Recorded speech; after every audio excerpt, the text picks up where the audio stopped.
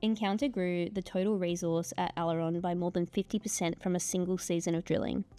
What does that tell us about the scale of what you found in the West Arunta? Yeah, look, it's been an incredible few years out in the West Arunta. We went out there looking for copper gold ASC mineralisation. We've found a lot of carbonatites that are hosting a lot of high-grade niobium and also some rare earths. We think we're just at the start of this journey. These prospective intrusive systems strike extensive. We're still working our way through it. We've got 80,000 metres of drilling planned this year. So we're right at the start of what we think is going to be a major new mineral province for Australia. You've also just demonstrated that Aileron's metallurgy is comparable to the world's existing niobium operations. For investors who don't live and breathe processing flow sheets, why does that matter?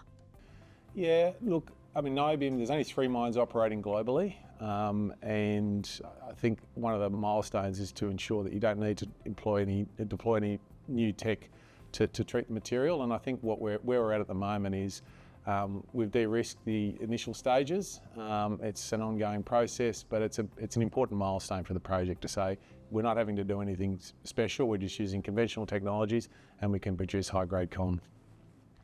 You've now applied for a mining lease. That's a significant step. What does it signal about where Aileron is in its development journey, and what should investors expect over the coming months? Yeah, well, this year, when we upgraded the resource by 50%, it's now over 100 million tonnes in total resource, 26 million tonnes in the high grade. We're looking at initially a 1 million tonne per annum plant.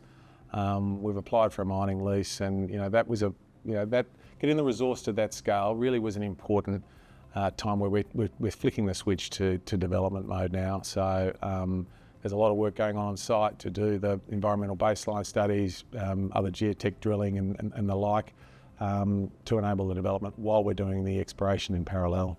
The MOU with Aileron and Switch points towards something beyond just selling a commodity. Australian niobium is going into Australian batteries, potentially powering Australian mining fleets. How close is that to becoming a reality? Yeah, well, they're trialling these technologies in Australia, in a mine in Australia, in this quarter. So it's technically feasible. It's now about commercialisation. Australia's got a major new niobium province, one of the best discoveries in 60 or 70 years in that commodity. We've got abundant lithium in Western Australia. We've now flicked the switch to looking at where else all this material go. The growth in niobium oxide, which goes into batteries, is growing at between 15 and 25% per year. And we think as Aileron develops, this market is going to be an important one for us. So it was great to sign an MOU with 2 fabulously advanced tech companies, and we think this has really potentially enormous applications within the Australian mining sector. The Paterson Province hosts the giant Telfer gold mine and is a province that hosts recent major discoveries at Aileron and Winu. You've got some early copper encouragement in drilling at Lamel this year. What's the plan for 2026? Yeah, well, we started off with a 6,000 metre drill program this year. We've upped that by about 50%. It's going to be well over 9,000 metres of RC drilling initially.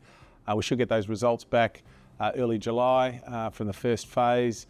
We're already planning where we might drill some deeper diamond drilling off that. And then we're about to kick off the diamond drilling and RC drilling at the Parbo copper system that's been in joint venture with majors for the last decade. And we've got high-grade intersections already established there. We're looking to establish continuity off those initial drill hits, and that drilling is going to kick off in late June. So lots happening this year. It's a big push for us. The world's desperately short of copper opportunities, and the Paterson Province is a place that can deliver them.